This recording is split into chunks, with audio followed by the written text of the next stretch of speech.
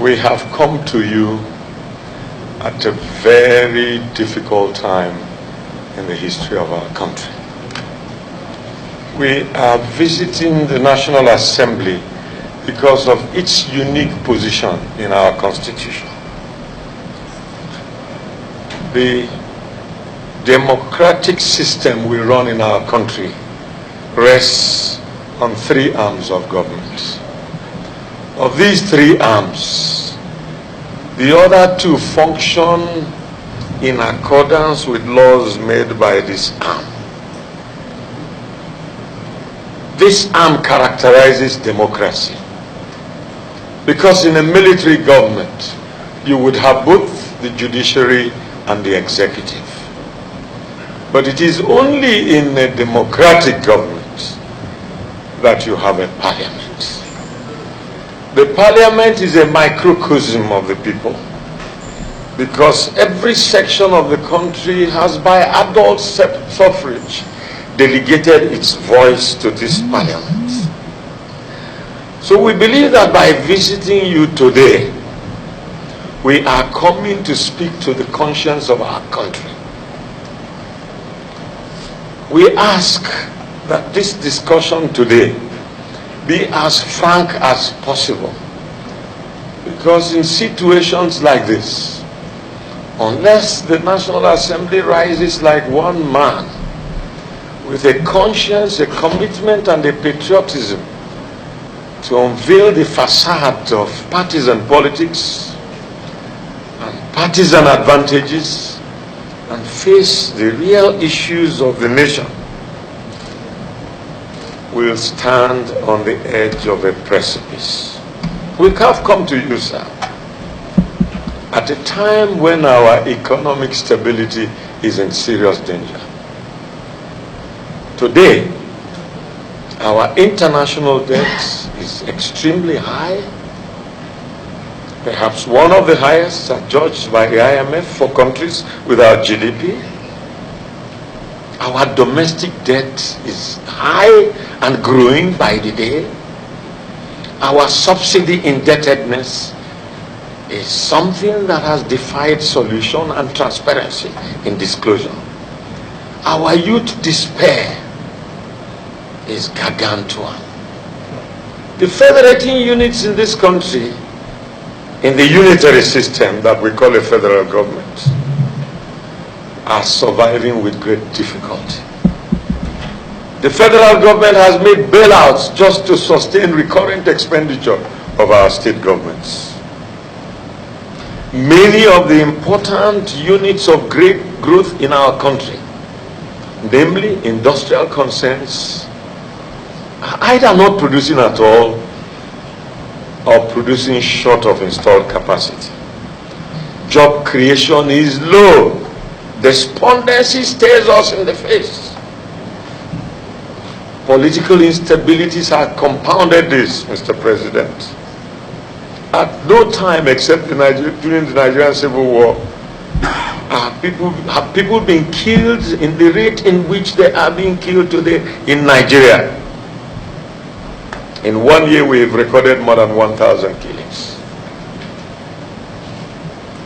What is surprising is that these killings are not matched with equal reaction by the security forces in our country.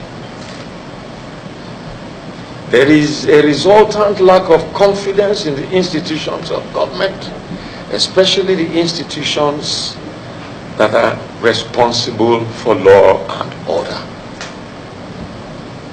Our courts speak from two sides of the mouth. Our Chief Justice said that corruption in the judiciary is not only ingratiation of judicial officers, but deviation from the rules of engagement by judges, by making pronouncements that are completely out of pattern in the exercise of dispensation of justice. We have had, today in Nigeria, our courts make proclamations that whether you commit crime or not, you may not be arrested or even prosecuted. It is unprecedented in any democracy. Mr. President, distinguished senators, we have come as elders. We have come as fathers. We have come as heads of different socio-cultural organizations of this country who look up to us for leadership to speak in moments of this nature. We have looked at the problem of our country and we think that it is soluble, but we think that there is lack of will. We have come to ginger you to develop that will and to seek a consensus of the leadership of the National Assembly and of the political class who have the necessary legislative empowerment by our Constitution to make decisions that can reverse our situation. And if not in office, you constitute the political class of our country. At times like this, partisanship is criminal. Mr. President of Senate, a number of us on the other side of 60 and above grew up in a different Nigeria. I grew up in a Nigeria where in Enugu, where I come from, the mayor of Enugu in my childhood was a man called Alhaji Umaru Altini from Katsina State. He was elected mayor of Enugu by adult suffrage, campaigning on the platform of the NCNC. He defeated an Igbo man to become mayor of Enugu. Mr. Willoughby, a Yoruba man, was Accountant General of Eastern Nigeria. Mr. President of Senate, going beyond my childhood, I went to the university for my first degree, University of Ibadan. In the University of Ibadan, I dared to stand for election as President of Students' Union in a Yoruba-dominated university. More than 65% of the student folk were Yoruba. My opponent was Yoruba, Banji Adeboro. But I won resoundingly, not because I was Igbo, but because they were Yorubas who were not prepared to be swayed by ethnic considerations, but who were only interested in what the candidates had to offer. In other words, what were the issues? Mr. President, I served in government. I didn't have the privilege to serve with your father in Senate. But I had the privilege of being confirmed minister in a Senate in which your father was leader, and in which he was a member of the Senate subcommittee for screening. In those days, the ministerial nominees were screened in a subcommittee of Senate. They went into rigorous exercise of your past, your capability, your points of view on policy, where you have contradicted yourself on policy and where your behavior does not stand up to ministerial stature. I was grilled by your father and yet recommended by your father. I say all this because I see here some of my friends and colleagues, some who even campaigned for me when I dared to run for president. I see people who have the capacity to say, this will not happen in our time. I see people who will say, this does not admit of anything other than patriotism. So we believe that many of the problems we have in our country emanate from the constitution of our country. We know that the National Assembly has had debate on devolution of powers. And we know, Mr. President, that you did promise the nation that you will have a revisit to this issue. We have come to ask you to bring up the revisit.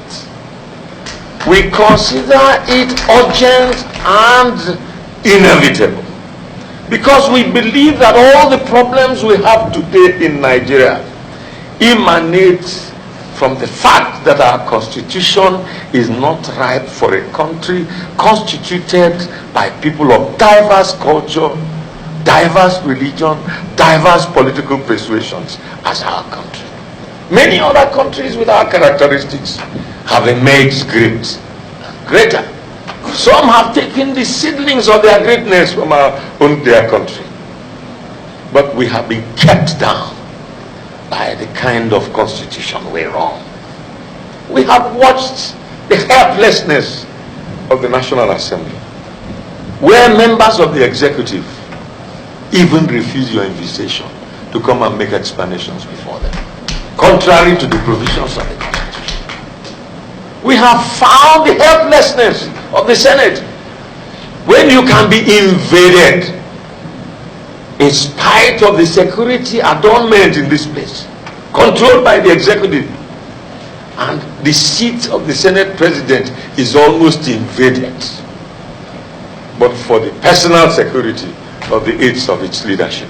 This is because our system makes the tail wag the dog rather than the dog wag the tail. This cannot be the fountain of legislative authority for executive implementation, and yet the toy of the system. We have come to tell you that in our view, it is because we have this over-concentration of power in the federal government, contrary to the agreement that our forefathers entered into for a union called Nigeria, that governance has failed in our country, that economic development has failed. Mr. President, I want to give you a few examples. Take a country. First of all, look at our economic situation. The mainstay of our economy is oil. Without oil, the economy of this country cannot be sustained. Every month we get together and share our sales of oil and distribute it amongst the tiers of government and concentrate it mainly on recurrent expenditure. We grow no wealth. We do so because of the system. In the past, the regions had active competition and it promoted growth. When we went to university, if you wanted to read architecture, you went to Ahmadu Bello University. If you wanted to read medicine, you went to University of Ibadan. If you wanted to read the humanities and engineering, you went to Nsukka. And under the regime of pre and immediate post-independence, in 3 spectacular years, things happened in Nigeria of outstanding proportion. We built the first television station in Black Africa. We built the first iron and steel complex in Black Africa. Import substitution industry was growing in our country in such sequence. Our universities were of such international reputation that it attracted staff from all over the world, as well as student folk. We were the pride of Africa. Suddenly it became retrogression. Mr. President, oil is a declining commodity in the international market. China and the OECD countries have put a time limit between 2020 and 2024 to stop production of any machines dependent on fossil oil. The immediate consequence of this is that there is going to be a fundamental and phenomenal decline in the world demand for oil. 2020 is only 2 years away.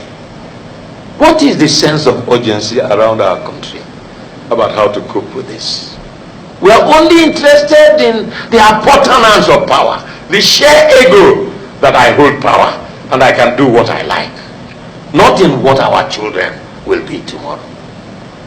There ought to be a time of national emergency now. What must we do to overcome this calamity that is about to come? America has developed shale oil technology, making its continued dependence on our crude oil practically impossible. Other countries are going to do so. Sir, what are the alternatives? Agriculture. Take a country like Netherlands. It's the 14th largest economy in the world. Netherlands exports just vegetable and dairy of $100 billion in a year.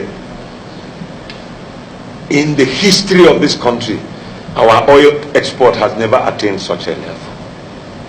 Every day we make lip service to agriculture. But what are the structural instruments of making agriculture real? We used to have groundnut pyramids. We used to have oil exported, palm oil exported in commercial quantity. We used to have cocoa. Some of those we exported cocoa with are now using it for chocolate. They have secondary industries arising from them. Some who exported palm oil have hydrogenation of fats. They have margarine. You go to Malaysia, they use even the shell of palm nut to make gravel for rural roads. They use the stem, the middle of the stem, to make ceiling sheets. And yet they took their seedlings from Nigeria. It is because our structure of government promoted growth. Mr. President, look at our security. When we had the regional police, this didn't exist. Every state had domestic security. Mr. President, we have come to beg you.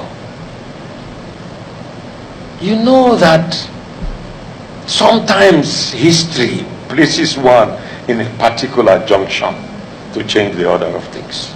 We see you and your colleagues in a particularly unique junction. You can prevent further bloodshed in this country.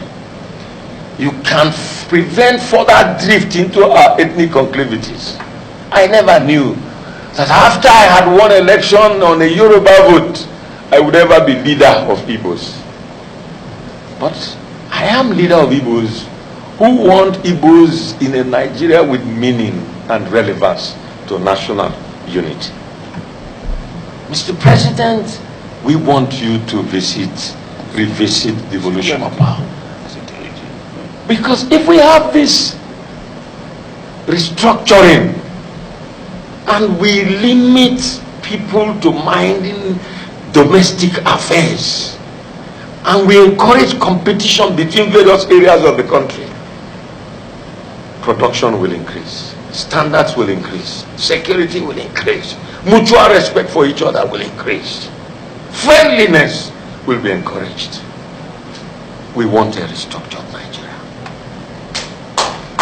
We want a restructured Nigeria. The alternative, Mr. President, will be worse than the situation we have today. If it is possible for us to have a situation in which people carry AK-47 freely in Nigeria and murder people every day. Yesterday it was 21, day before yesterday it was 17. This is happening as if nobody cares. Some people tell us they came from Libya. When did Gaddafi die? How many years ago? Any security in any country as rich as Nigeria, if this was the problem, would have predicted it, would have organized for it. If the essence of choosing 17 heads of security arms in this country is to ensure that they come from the same area as the president in order to ensure his loyalty, what have they done to guarantee our security? If they must all come from northern Nigeria, please bring those who can do the job. We can no longer tolerate this insecurity. We can no longer feel that some people are strangers in their own country. The escalation of this feeling has only one destination. It will lead inevitably into a breakdown of law and order. Already, we are all relying on self-defense. In the south is where I come from. We have local vigilante groups, and it is monstrously frightening how the Inspector General of Police can tell us that something that has worked should be broken in my place. Before we began local vigilante groups, kidnapping was the highest in the southeast. People could not even have ordinary traditional engagements in their homes. But today, the Southeast is probably the most peaceful place in Nigeria. And we are told that all the guns licensed by the police, which we have not used for armed robbery or for civil insurrection, should be returned to them. Where is this kind of rhetoric? How is this justice viable? So, Mr. President, the kernel of our point is, some of my northern friends told me that the reason why the South wants restructuring is that we do not want them to participate in the oil. Well, I have already told you that the oil is gone. And when the oil goes, the greatest source of national revenue will come from agriculture. The North has a monopoly of animal husbandry wealth.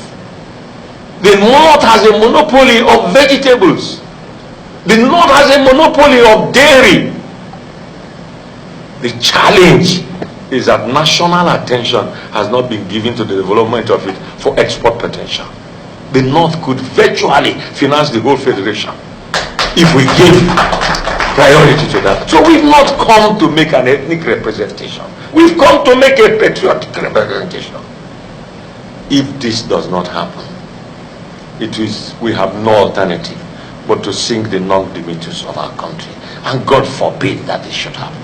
Mr. President, this is the last and desperate attempt to unmask our problems and to speak to power. What else is power except you here? The reason you are not feared is the lack of unity. But you are not looking for 100%. Leon Trotsky and 3 people formed the Red Army that metamorphosed into the Bolshevik Revolution. If Saramadu Bello of blessed memory, Dr. Azikiwe of blessed memory, and Chief Awolowo could not agree, there would not have been anything called independence. They refused to be divided by their tribal privileges. There comes a time when unity is inevitable. We call on you, members of the National Assembly, rise up and save our country.